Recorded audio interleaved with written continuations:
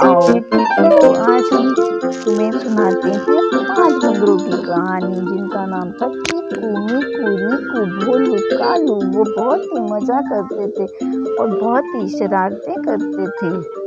वो सारा दिन अपने बेड पर कूदते ही रहते थे। उनको चोट भी लग जाती थी।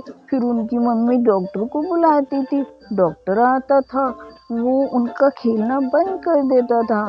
इस तरह से वो शरारतें फिर भी करते ही रहते थे। अब ये सभी कूद रहे थे बेड पर, तो चीकू को चोट लगी। उसको हाथी देखने भी आए। फिर उसकी मम्मी ने डॉक्टर को बुलाया। डॉक्टर ने बोला कि अब चीकू का खेलना बंद, ये नहीं खेलेगा। अब बच गए थे 4 भाई, मीकू, रीकू, भोलू और कालू। अब वो शरारतें करने लगे और अब लग गई थी मीकू को चोट। तो बाकी बच गए थे 3 भाई। तो अब ये 3 भाई शरारत करने लगे। 2 भाइयों को तो पट्टी लग गई थी। हाथी आए, उनको पूछने लगे।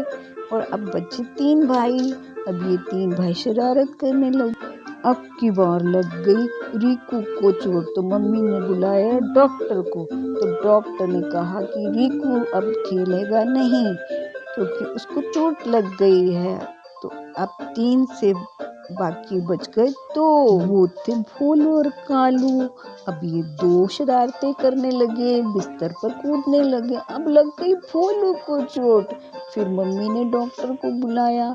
डॉक्टर ने बोला अब भोलू भी नहीं खेलेगा क्योंकि उसको चोट लग गई है। फिर उसको भी पट्टी लग गई। अब वो भी बिस्तर पर पड़ गया। अब उसका भी खेलना बंद।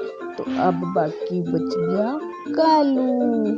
तो अब वो बेचारा बड़ा परेशान, लेकिन फिर सब उसके साथ खेलने की कहते। अब 4 को तो लग गई पट्टी और हाथी आए पूछ कर गए।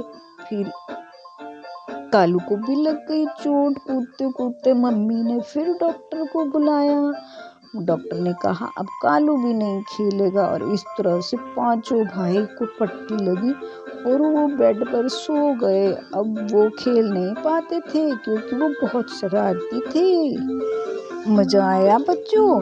तो मम्मी को बोलो इस चैनल को सब्सक्राइब करिए।